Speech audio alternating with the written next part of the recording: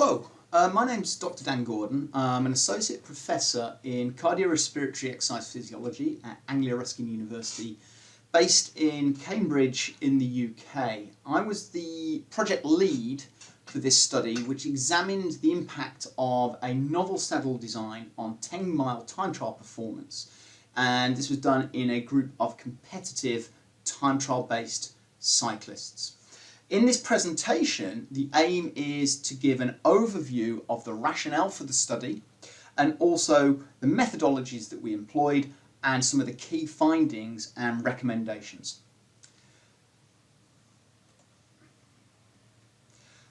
Quick declaration to start with. The work that we undertook was funded through Innovate UK, through SaddleSpur, who are the manufacturers of the saddle which we're investigating.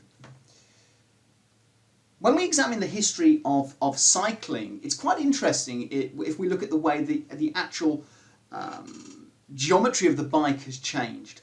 There has clearly been some development from the very, very original incarnations where the wheels were not necessarily perfectly round, but the basic template hasn't really changed when we look at the image on the far left to the image on the far right, where we've moved to this kind of carbon fibre monocoque design of the bike. In essence, there have been variations, but there have been variations on a theme. However, the one component of the bike that has received very little attention is the saddle itself.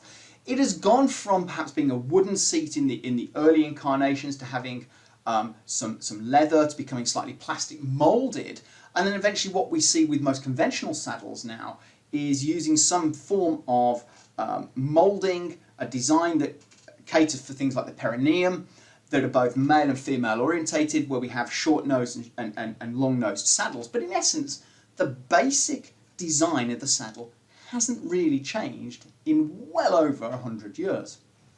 Now, it's not to say that cycling hasn't received a great deal of attention. In fact, this is work from our group that's gone back over a number of years. But most of the work in cycling has fundamentally focused on trying to alter the position of the cyclist on the bike. And when we think about the notion of the bike, there are only a limited number of contact points. We have a contact point which is in essence with the hands on the bars. We have a contact point which is the feet on the saddles, on the pedals, and we have a contact point which is in essence the individual sitting on the saddle itself. So there are those three main contact points.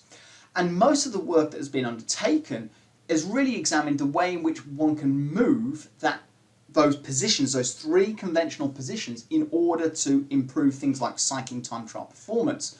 So we know, for example, that we can alter the pitch of the saddle, changing the incline of the saddle in order to facilitate a more aerodynamic position.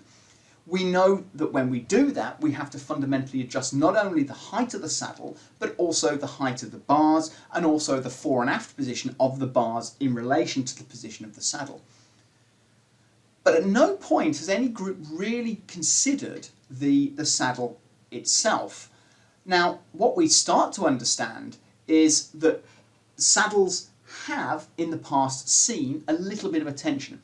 If you draw your mind back to the 1970s, it's kind of the era that I grew up in, one of the big bike manufacturers in terms of commercial bike manufacturers, Raleigh, developed what's called the chopper bike. And the chopper bike had a spur towards the rear of that saddle. It was certainly not a bike which one would go and ride large miles on. It was a bike which was aimed at children and teenagers, but it was very similar to the saddle that was used on the chopper designs that we see in the US on the big motorbike choppers with that very large saddle at the back. Where the company SaddleSpur have come in is that they've looked at the original saddle design, and they've proposed that actually there should be a fourth point of contact. So rather than having the conventional points of contact, which is the bars and the hands, the feet on the pedals, and the bum sitting in essence on the saddle, they're proposing a fourth point of contact, which is in essence coming from the lower back, the coccyx region of the back, providing that additional support that we saw on the chopper bike. And you can see it here in a mocked up example. So this is the saddle itself. You can see the spur at the back, which is a 15-centimetre spur, which is designed to fit the contours of the lower back. And the aim is that the saddle provides the rider with that additional support when they are particularly climbing into hills, or when they've got to put more power through the pedals, rather than trying to hold their position on the saddle, they're able to push back against the spur to now be able to transfer more power through the cranks and into the pedals themselves. So with this in mind, we were commissioned through SaddleSpur to evaluate the effects of using this new novel saddle design over a 10-mile time trial compared to using a conventional saddle design. So we did this using a group of competitive time trial cyclists, and as you'll see in the study design, we had to use a specific course design to meet the requirements of the developers. So for the study, we actually recruited 16 participants, and there were 7 females and 9 males. They were, competitive cyclists. We looked at things like their functional threshold power. That is a pretty conventional functional threshold power of about 230 watts, give or take. VO2 max wasn't particularly high for this group, but they were considered to be competitive time trial cyclists.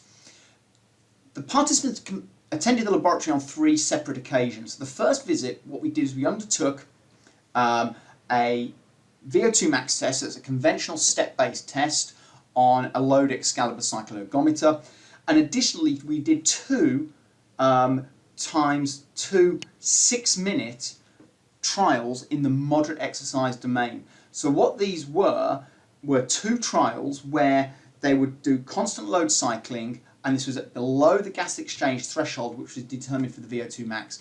This was in essence to establish the reliability of the saddle. So they did this both using the conventional saddle and also using the novel saddle design. They would then come back in a randomized crossover design and complete either a 10-mile time trial using the novel saddle or the 10-mile time trial using the conventional saddle design.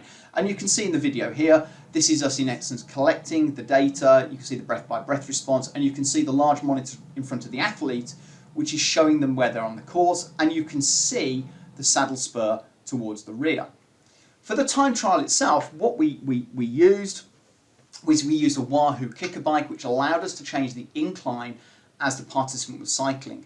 The course that we actually picked, which you can see in the large schematic, is actually part of a course that's been used in the Alps. It's part of the Tour de France route, and we picked and sliced a section out of that course, which was a 10-mile block, which you can see in the insert.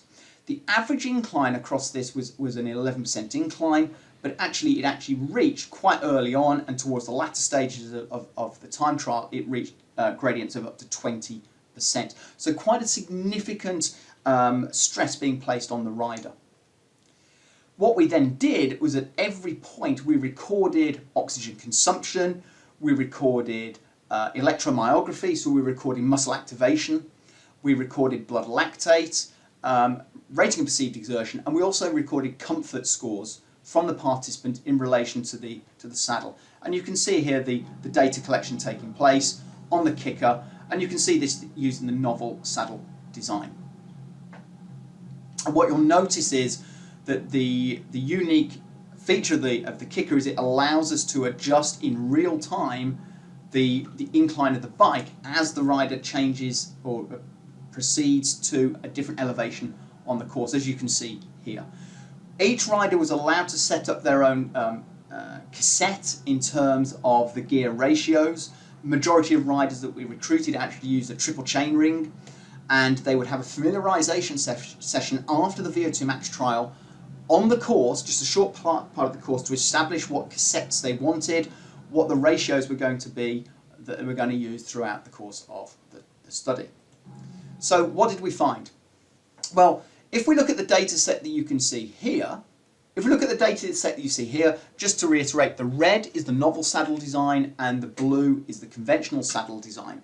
So what you can see is that on the whole, there were not many significant differences across the course of the trial. You can see, for example, in the top right panel, if we look at the heart rate responses, apart from a couple of points, which is that early on in the time trial and towards the latter stages, there were a couple of significant differences. But there was nothing consistent throughout the course of the study.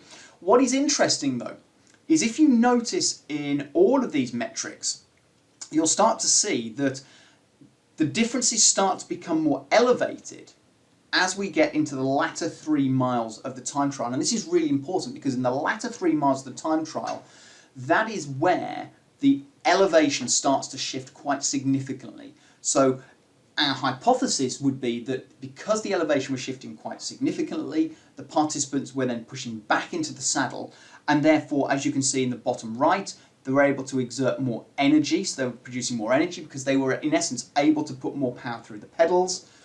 Because they were exerting more energy, we would argue that then they were able to operate at a higher percentage of their VO2 max, which is in the bottom left panel, which then corresponds to a higher oxygen cost. So the fact they've got a higher oxygen cost is not about the economy or the efficiency of the rider, it's actually the fact that they're able to actually work harder over those extreme inclines in the latter stages of the test. If we then though look at the discomfort and the RPE scales, what you'll actually see is that there was a slightly higher rating of perceived exertion for the novel saddle design, but nothing significant across the course of the trial. But actually, fundamentally, they were exhibiting, again, in the latter 3 stages, significantly less discomfort when using the novel saddle design. So something which is fundamentally important to all cyclists. Where it gets quite interesting, though, is if we then look at what happens in terms of the swing, in terms of the gains and loss in time. And what we can see from the data set here is for the first 7 miles, the riders, the novel saddle actually exhibited a much slower performance outcome in the first 7 miles of the test. But then in the last 3 miles, there was a very significant swing. And actually, they ended up being 11 seconds faster over the last 3 miles of the test. They were actually 27 seconds slower for the first 7 miles of the test. So in other words, the net gain was actually a 38-second gain over the course of the last 3 miles of the test using this novel saddle design. So that's a very significant shift in terms of gaining back time and actually taking more time out of the conventional saddle design. Now, what to conclude from this? Well, fundamentally, the perception of effort was lower, so that's really important because that means less discomfort in the SaddleSpur, and that means then that individuals are able to perhaps put more effort through the pedals. They feel more comfortable doing this.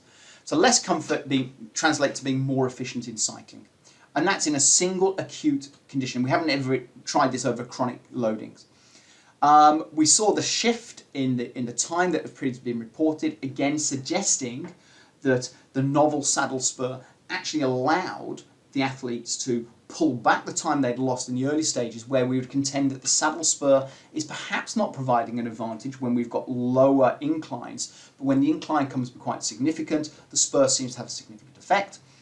But we would also suggest this is a bit of a cautionary tale, because what we found in the data, there was what we call a time and series effect. So we cannot at this point discount that the physiological and performance responses are actually due to other confounding variables. We can show that the saddles potentially had an effect, but because we've got a time by series effect in the data, which simply means there is other potential interactions going on, we cannot categorically at this point state it was just singly down to the saddle. But it does suggest that the saddle may be playing some kind of role, particularly in those last 3 miles of the test. Those are the references that we use and referred to in this presentation. And then if you've got any additional queries on the research itself, please email me, Dr. Dan Gordon, so that's Dan Gordon at aiu.ac.uk.